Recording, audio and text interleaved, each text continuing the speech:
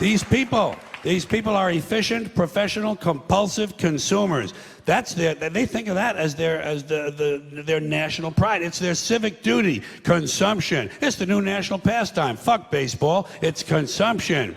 The only true, lasting American value that's left, buying things. Buying things. People spending money they don't have on things they don't need. Money they don't have on things they don't need. So they can max out their credit cards and spend the rest of their lives paying 18% interest on something that costs $12.50. And they didn't like it when they got it home anyway. Not too bright, folks. Not too fucking bright. But if you talk to one of them about this, if you isolate one of them, you sit them down rationally, and you talk to them about the low IQs and the dumb behavior and the bad decisions, right away they start talking about education. That's the big answer to everything. Education. They say we need more money for education. We need more books, more teachers, more classrooms, more schools.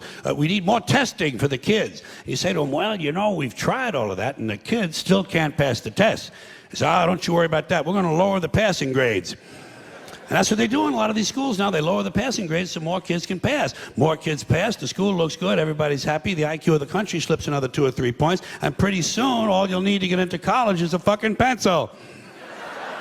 Got a pencil? Get the fuck in there, it's physics.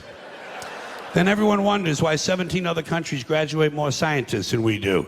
Education. Politicians know that word. They use it on you. Politicians have traditionally hidden behind 3 things: the flag, the Bible, and children. No child left behind. No child left behind. Oh, really? Well, it wasn't long ago you were talking about giving kids a head start. Head start, left behind. Someone's losing fucking ground here. But there's a reason. There's a reason. There's a reason for this. There's a reason education sucks, and it's the same reason that it will never, ever, ever be fixed. It's never going to get any better. Don't look for it. Be happy with what you got. Because the owners of this country don't want that.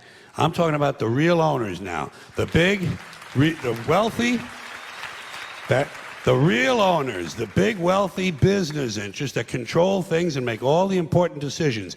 Forget the politicians. They're irrelevant. The politicians are put there to give you the idea that you have freedom of choice.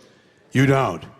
You have no choice. You have owners. They own you. They own everything. They own all the important land. They own and control the corporations. They've long since bought and paid for the Senate, the Congress, the state houses, the city halls. They got the judges in their back pockets, and they own all the big all the big media companies. So they control just about all of the news and information you get to hear. They got you by the balls. They spend billions of dollars every year lobbying to get what they want.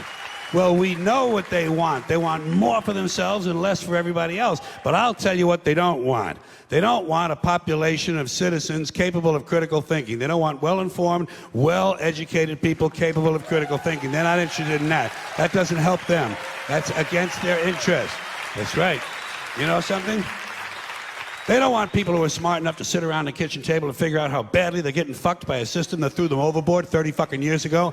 They don't want that. You know what they want? They want obedient workers. Obedient workers. People who are just smart enough to run the machines and do the paperwork, and just dumb enough to passively accept all these increasingly shittier jobs with the lower pay, the longer hours, the reduced benefits, the end of overtime, and the vanishing pension that disappears the minute you go to collect it. And now they're coming for your Social Security money. They want your fucking retirement money. They want it back, so they can give it to their criminal friends on Wall Street. And you know something? They'll get it. They'll get it all from you sooner or later, because they own this fucking place. It's a big club, and you ain't in it.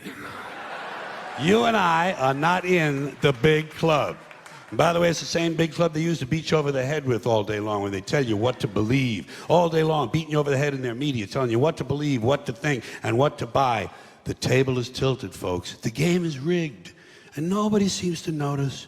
Nobody seems to care. Good, honest, hard-working people, white collar, blue collar, doesn't matter what color shirt you have on.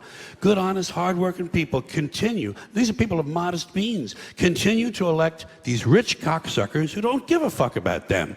They don't give a fuck about you. They don't give a fuck about you. They don't care about you at all. At all. At all. Man, you know? And nobody seems to notice, nobody seems to care. That's what the owners count on, the fact that Americans will probably remain willfully ignorant of the big red, white, and blue dick that's being jammed up their assholes every day.